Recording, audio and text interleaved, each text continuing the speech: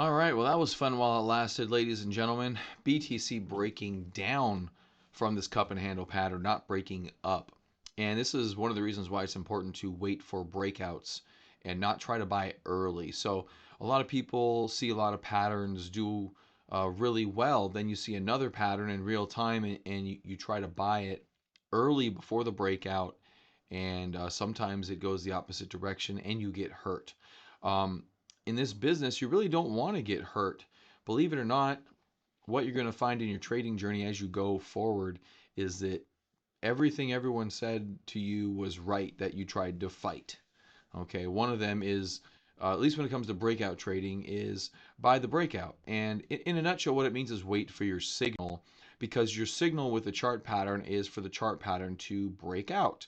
And so in this particular circumstance, you're waiting for the 71,455. This one never fully transpired. We ended up yesterday morning kind of there, although not really in a lot of volume. Just waiting for the breakout, waiting for volume to step in, waiting for us to go higher. It never happened. And so today I wake up and I see this big drop in BTC on heavier volume, and I see it's continuing to go lower through this what was support. So now at this point in time, this head and shoulders pattern pretty much, I'm sorry, cup and handle pattern pretty much isn't a cup and handle any longer. So you're left to ask, what is it? Well, when it comes to chart patterns, there's really only a few, there's really only a few chart patterns. There's some other triangle shaped patterns, there's some wedge patterns, but actual chart patterns, you have cup and handle, double bottom, ascending base, flat base, you've got a couple other small things, but those are really your major ones. And this was a cup and handle. Could turn into a double bottom, but a double bottom would require to undercut this low here at the low on this one is 60,794. We have to go underneath that and then come back through, and your buy point would still be 71,455. So right now, there's really not much to do with this.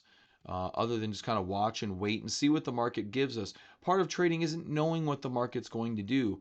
Part of trading is understanding you have no idea what the market's going to do and you buy anyways. Now, when I say buy anyways, I mean after the breakout signal, not randomly. You buy with your strategy. But the point is that even though you're not a million percent sure it's going to rally, you're pretty darn sure it's going to rally given your history with your strategy. So, right now on the way down, this is not a time to be buying. I don't even think it's really a great time to short either. I don't think we've fully broken. Um, I think that things are definitely under pressure here today. A lot of names up here, 5%. Those are not good days when crypto, everything on my list here is down pretty much over 5%. You've got ICP only down 3, BNB down 4. Everything else is down over 5%. Chainlink only down 2. But the thing with um, Chainlink usually has been pretty choppy a lot lately. ICP's been pretty darn strong, but anyway, for the most part, everything is bad. Let's look at Ethereum for a second, just to kind of show you a little bit of a different perspective. Um, and I guess I was a little bit blind to this with, I really try to stay bullish until the market turns bearish. And so in this situation, I don't mind this sell-off in Ethereum, mainly because we had such a big run for such a long period of time.